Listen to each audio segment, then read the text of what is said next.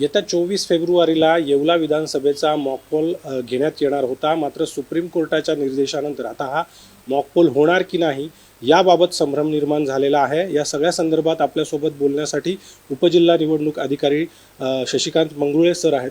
Sir, संभ्रम निर्माण झाला आहे की आता हा मॉकपोल होणार की नाही?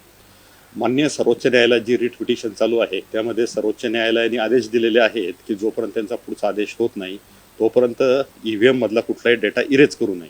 त्या अनुषंगाने मग भारत निवडणूक आयोगाने एक आदेश काढलेला आहे की जोपर्यंत पुढचा सुप्रीम कोर्टाचा आदेश येत नाही तोपर्यंत कुठलाही मॉकपोलची प्रक्रिया करण्यात येऊ नये. त्यामुळे सध्या ही प्रक्रिया आपण स्थगित केलेली आहे. नेमकी ही प्रक्रिया कशा पद्धतीने?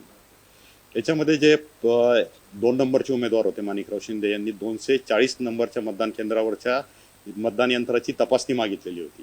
ते मशीन आपण काढून त्याच्यावर मॉकपोल आपण करणार होतो. त्यामध्ये डमी कॅन्डिडेट आपण देणार आणि ते उमेदवार किंवा त्यांचे प्रतिनिधी तिथं जेवढे संख्येमध्ये म्हणतील तेवढं आपण मतदान टाकणार होतो आणि त्याचं आपण डिजिटल काउंट आणि व्हीव्हीपॅट स्लिपचं काउंट आपण टॅली करून दाखवणार होतो.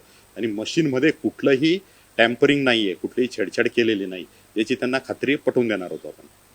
आता नेमकं मग हा मॉकपोल कधी? मान्य सर्वोच्च न्यायालयाचा पुढील आदेश प्राप्त झाल्यानंतरच हा मॉकपोलची प्रक्रिया करण्यात येईल. तोपर्यंत आपल्याला वाटच बघावं लागणार आहे. म्हणजे जोपर्यंत निवडणूक आयोगाकडून निर्देश येत नाही तोपर्यंत? बरोबर. सध्या तरी सुप्रीम कोर्ट माननीय निवडणूक आयोगाला आदेश देईल आणि त्यानंतर निवडणूक आयोग मग आपल्या यंत्रणेला म्हणजे आम्हाला आदेश देतील. त्यानंतरच मग पुढील तपासणीची प्रक्रिया होईल. पण पाहतोय की खरं तर छगन भुजबळ यांच्या समोर जे उमेदवार होते माणिकराव शिंदे यांनी आक्षेप घेतल्यानंतर 24 फेब्रुवारीला मॉकपोल घेण्यात येणार होता. मात्र सुप्रीम कोर्टाच्या निर्देशानंतर आता ही मॉकपोलची प्रक्रिया जी आहे ती स्थगित करण्यात आलेली आहे आणि जोपर्यंत नवीन निर्देश येत नाही तोपर्यंत या प्रक्रियेला स्थगितीच जी आहे ती ठेवण्यात येणार आहे. कॅमेरामन प्रवीण काळबांडेसह अभिजित सोनवणे, साम TV, नाशिक.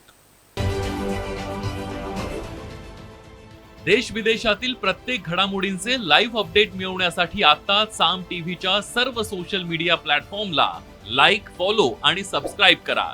तसंच सर्व नोटिफिकेशनसाठी बेल आयकॉन प्रेस करायला विसरू नका.